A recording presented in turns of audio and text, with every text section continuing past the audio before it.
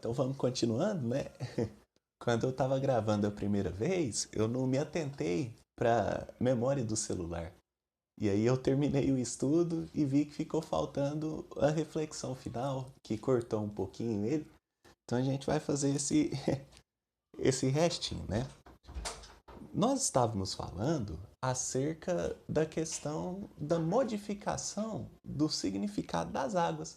Só que aí a gente terminou, né, falando sobre a diferenciação da concepção que nós temos de infância espiritual, onde na época de Moisés, aquela questão dele, nós estávamos num período mais infantil, enquanto agora, na época de Jesus, a gente já tem uma maioridade espiritual. Com Jesus, nós alcançamos, por fim, essa nova maneira de ver o mundo. E o que acontece? Nessa relação com as águas, Jesus nos faz um convite, que é uma forma diversa de lidar com a materialidade. E que forma diversa seria essa? É caminhar por sobre as águas. Porque a época de Moisés seria como se a espiritualidade ajudasse nas nossas questões do mundo material, como que uma criança, né? E nós a ajudamos a dar os primeiros passos, às vezes facilitamos para suas vitórias, para suas conquistas. Agora com Jesus não. Com Jesus o convite é diferente. Não é o entorno que se adapta a mim. Sou eu que aprendo a conviver, a lidar com aquele entorno que muitas das vezes me oferece dificuldades diversas. Entretanto, nós sabemos que é justamente essas adversidades que forjam as virtudes do espírito imortal. Então, modifica-se bastante esse lidar com as águas. Por quê? Porque Jesus agora nos chama para caminhar sobre elas. E o que seria essa representação, né? O que seria esse símbolo de uma maneira bem colocada? Se as águas representam a matéria, nós devemos nos lembrar dos egípcios, quando estavam se afogando. Por que que esses que representam a Mitzrayim, a estreiteza, o caminho único do pensamento, se afogaram? Porque são pessoas que não se abrem a novas ideias, não veem o mundo de outra maneira. E aí o que acontece? Essas águas vão por de cima, no sentido das águas representando o materialismo. Então, quando nós nos afogamos, é quando nós nos confundimos, né? Se assim podemos dizer, a gente se deixa levar pelas questões puramente materiais, onde nós invertemos o valor das pessoas com o valor das coisas, acreditando que os bens materiais são mais valorosos que os sentimentos virtuosos que nós podemos cultivar. Então Jesus, ele é bem assim firme, bem enérgico ao falar com Pedro e os discípulos. Não tendes fé? Por que temeis? Então, o que acontece aqui? Pedro foi chamado a caminhar sobre as águas com Jesus, a administrar a matéria, a ter um domínio sobre ela. Por quê? Porque Jesus, como nós sabemos, né, sendo um espírito puro, já não está mais sujeito às adversidades da matéria. Então ele consegue dominá-la, assim como vai dizer a questão 112 e 113 de O Livro dos Espíritos. Mas nós, encarnados e imperfeitos, ainda estamos sujeitos a algumas questões materiais. E o que nos ajuda nessa luta, nessa batalha? A fé. E é justamente acerca dessa fé que Jesus vai falar. Fé que não é apenas acreditar, mas como está descrito para nós em o Evangelho segundo o Espiritismo, capítulo 19, A fé transporta montanhas, há uma mensagem de um espírito protetor. E nessa mensagem o espírito protetor diz o seguinte: esta fé que Jesus fala está para além do sentido teológico e religioso, mas é uma fé que se consiste não apenas em acreditar, mas antes de tudo na vontade de querer. É essa fé que transporta montanhas e faz aqueles chamados milagres. E qual é a diferença, Tiago? Por exemplo, nós todos sabemos e acreditamos que somos irmãos uns dos outros. Isso é algo que nós não questionamos. Entretanto, nós sabemos que ainda existem alguns irmãos nossos que são mais arraigados ao mal, gostam um pouquinho mais do mal feito. Então vamos imaginar, por exemplo, que eu estou em um local e aí um dos meus irmãos em Deus, ele pega o meu carro emprestado sem pedir. Ou então ele pega alguns bens da minha casa sem minha autorização. eu vou ficar muito irritado, vou ficar muito triste, enraivecido. E o que que acontece? Apesar de saber que ele é meu irmão, de acreditar nisso, naquele momento eu não vou querer que ele seja. E aí é onde esse espírito protetor coloca para nós no capítulo 19. A fé é vontade de querer. Então não é apenas saber que nós não somos a matéria, que a matéria de fato não é o mais importante, que aqui nós temos outros valores, outras virtudes a constituir. Mas eu preciso ter uma vontade de querer isso e não apenas acreditar da boca para fora. E é nesse contato, nesse atrito com o mundo, que nós vamos de fato evoluindo. Tem uma referência, só para a gente ter uma ideia do quanto é delicado esse processo de encarnar, que é do livro Renúncia. Livro esse, psicografia do Francisco Cândido Xavier, pelo Espírito Emmanuel, e vai contar para nós a história de um casal, na verdade, de dois espíritos, principalmente, como figuras assim destacadas nessa história. Um espírito é de Pólux e a outra é Alcione. E Alcione era um espírito que já estava estagiando próximo à estrela de Sírius, ou seja, olha a envergadura espiritual que ela já havia alcançado, né? A moralidade, as virtudes. Entretanto, ela volta e pede para encarnar na Terra para vir ao resgate dessa alma que lhe era tão querida, chamada Pólux. Só que ela vai pedir a autorização para os benfeitores espirituais. E é aí que nós somos surpreendidos, no capítulo 1 deste livro, onde o benfeitor adverte ela, perguntando: Alcione, já ponderaste os obstáculos imensos? Lembra-te que o próprio Jesus, penetrando na região terrena, foi compelido a se aniquilar em sacrifícios pungentes. Recorda que as leis planetárias não afetam somente espíritos em aprendizado ou reparação, mas também os missionários da mais elevada estirpe. Experimentarás, minha irmã, igualmente o esquecimento transitório, embora não tão agravado em virtude das suas conquistas, mas sentirá o mesmo desejo de compreensão e a mesma sede de afeto que palpitam nos outros mortais.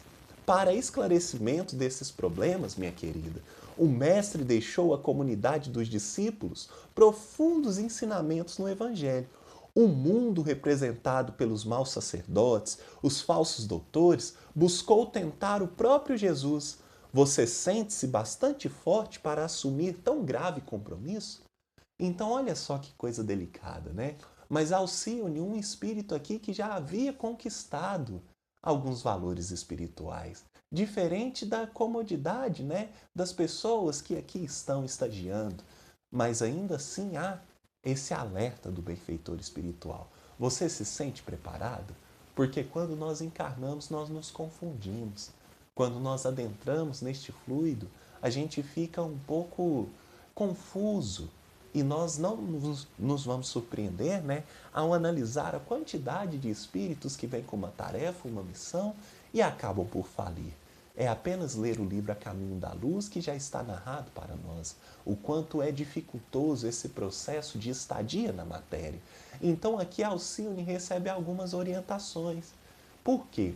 Porque o benfeitor espiritual diz que até as almas mais enobrecidas que passam por esse processo são capazes de cair. Só que é justamente nessa matéria, em meio a essas águas, que nós vamos nos depurando. É em meio a essas águas que nós vamos nos lavando. Só que Jesus deixa uma receita para que a gente possa ter um pouco mais de segurança ao entrar por esses caminhos, ao ir de encontro a essas águas. Por quê? Porque não há registrado no Evangelho que Jesus estava molhado, que Jesus se afogou, que Jesus nadou, porque se a água representa a matéria, ele não cairia nesses dilemas puramente materiais. E nós devemos nos recordar a primeira vez que aparece o símbolo da água, né, enquanto uma modificação no orbe, que está no capítulo 6 do livro A Gênese, que é justamente quando vai falar do dilúvio de Noé. Então, se a água representa essa encarnação, representa estar na matéria, o barco representa aquilo que nós usamos para suportá-la. Entretanto, nós vamos ver que nesse primeiro dilúvio, né, narra para nós que Noé ficou 40 dias e 40 noites em meio a uma tempestade. Olha que coisa, né, gente? Só que lá em Jesus, nos seus evangelhos, né, nós vamos encontrar na passagem da tempestade acalmada, ou mesmo Jesus caminhando sobre as águas, eu acho que não permaneceu nem 40 minutos em meio à tempestade. Então, olha que coisa diferente. Olha que coisa simbólica, porque o Antigo Testamento está cheio de símbolos para nós, né? Assim como o Emmanuel vai nos dizer que o império do povo do Egito deixou para nós estruturas imensas, construções fantásticas de engenharia nas pirâmides, que até hoje nós não sabemos muito bem como elas foram feitas e colocadas. O povo hebreu também deixou um edifício muito complexo, só que foi um edifício literário, com suas figuras de linguagem no Antigo Testamento. Nós não podemos desprezá-lo. E interpretando aqui essa passagem de Noé, nós já sabemos que a água representa a matéria, representa essa densidade, esse fluido onde nós nos movemos para a nossa evolução. Só que às vezes esse mar se agita, às vezes nós estamos em meio a uma tempestade. A lição é: a tempestade com Jesus é mais breve. Por quê? Porque nós temos a diferença da duração. O que Noé levava na arca? Noé levava animais. O que os discípulos levavam no barco? Os discípulos levavam Jesus. A tempestade, gente, com Jesus, ela é mais breve. O mundo material, com o evangelho, com esse roteiro, ele é mais sutil. A tempestade dura menos. Não é que ela não vem, ela vem sim, mas ela nos prejudica muito menos, a sua duração é muito menor, porque Moisés passou 40 dias e 40 noites em tempestade, porque ele carregava na sua arca, que é o seu mundo íntimo, animais, enquanto Jesus, juntamente com os discípulos, faz com que eles não passem nem sequer 40 minutos. Por quê? Porque um carregava animais no seu íntimo, representado pelos nossos instintos, as nossas tendências animalescas, os nossos débitos do passado, enquanto no barco eles já carregavam Jesus. Só que é preciso fazer um movimento que é acordar o mestre. Porque não adianta de nada nós conhecermos as coisas, a gente ter acesso à doutrina espírita e nós não utilizarmos desse conhecimento, não utilizarmos dessa bênção de aprendizado. Então, para que a gente lembre disso, é mais ou menos assim, pessoal, que eu queria trazer esse símbolo das águas, mostrando que há uma progressão. Enquanto nós estamos mais infantilizados como espíritos imortais, Deus vai facilitando os nossos caminhos na matéria, abrindo o mar para nós passarmos. Mas assim que nós atingimos a culminância da idade adulta, da responsabilidade, agora há um convite novo do nosso Mestre, pois nós já temos a capacidade de administrar a matéria e não deixar que ela nos influencie tanto para tomar más decisões, mas sim ter o controle sobre ela, andando sobre as águas e acalmando a tempestade. Pois Jesus bem o disse, né? Não está escrito na lei, vós sois deuses, fareis o que faço e mais. Mas ao mesmo tempo o Mestre também não nos engana ao dizer: no mundo tereis aflições, mas tende bom ânimo. Eu venci o mundo. É possível vencer o mundo.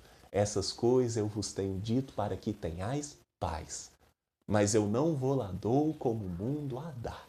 É uma paz diferente. É isso que nós devemos buscar no contato com esse fluido na encarnação. Onde o Espiritismo mesmo, certa vez, questionaram a Kardec qual seria a maior colaboração que o Espiritismo teria a trazer ao mundo. E nós encontramos Kardec com as respostas dos Espíritos dizendo: o combate ao materialismo. Por quê? Porque quando nós acreditamos que apenas a matéria existe, todo o resto que é imaterial perde o seu valor. Nossos sentimentos, nossas afeições, as pessoas que nos são caras. Então a gente deve ter uma atenção muito grande a isso. Saber que no mundo é difícil, há tempestades, as águas se agitam, mas nós já sabemos o que fazer. Preciso ter vontade de superar e esforçar-se para dominar essas águas. E aí, para a gente finalizar, eu trouxe um poema de Casimiro Cunha, que está no livro Cartas do Evangelho, chama No Hospital Terrestre, é Psicografia do Chico, porque às vezes aquilo que a gente não consegue entender, né, com as questões do estudo, um pinguinho de arte facilita para nós. E o Casimiro fala o seguinte: no que concerne à matéria, a terra não tem saúde. É mundo de muitos males, sem remédios de virtude. Toda criatura que nasce no planeta ainda infeliz guarda o traço da amargura, o sinal, a cicatriz. O orbe inteiro, por enquanto, não passa de um hospital, onde se instrui cada um, onde se aprende cada qual. Sobre a superfície, não te rias de ninguém. Desde que estejas na carne, és um doente também. Então, para que a gente siga os ensinamentos do Senhor, que não nos julga, que não julga o nosso semelhante, que às vezes está um pouco mais molhado do que nós em meio a essa travessia desse mar, mas que a gente veja justamente como um companheiro e que a gente saiba como Jesus nos mostrou quando o nosso companheiro está afogando, quando ele está se confundindo, quando ele está caindo em equívocos, que nós saibamos estender a mão para não deixá-lo afogar, que nós saibamos estender a mão e amparar ele no barco, que é onde nós estamos mais seguros. Barco que pode ser a nossa família, que pode ser a nossa religião, que pode ser um ombro amigo, um ouvido que escuta, uma mão que ampara, uma palavra edificante. Que nós saibamos estender a mão para os nossos irmãos, que às vezes estão em momentos de aflição e amargura, estão caindo na água e nos pedem por socorro, como Simão Pedro fez. Muito obrigado pela paciência de todos, perdão pelas dificuldades digitais, né, da tecnologia, e agradeço de coração a oportunidade do trabalho.